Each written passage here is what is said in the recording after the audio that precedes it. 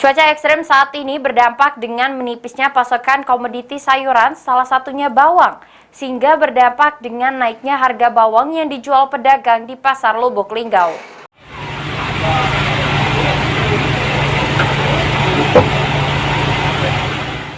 Seperti pantauan tim liputan di salah satu pasar tradisional Kota Lubuk Linggau, harga komoditi bawang di pasar kembali mengalami kenaikan. Demi untuk jenis komoditi bawang merah yang sebelumnya hanya berkisar Rp32.000 per kilonya, kini merangkak naik Rp40.000 per kilo. Tidak jauh berbeda, jenis bawang putih turut juga naik dari sebelumnya Rp20.000, saat ini Rp24.000 per kilonya.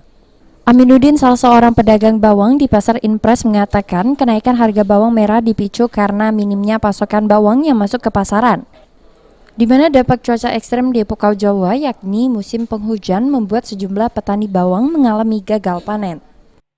Mungkin karena stok barangnya kan, karena cuacanya lagi musim hujan ini. Jadi stoknya terbatas Pak ya? Iya, stoknya hampir 40-an, malahan lebih dari 40. Oh itu Pak? Iya. Telur 48. Mulai turun Pak? Ya, agak turun ya.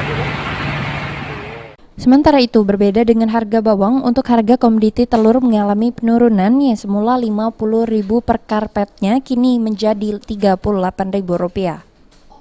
Tri Hajaria, Pol TV.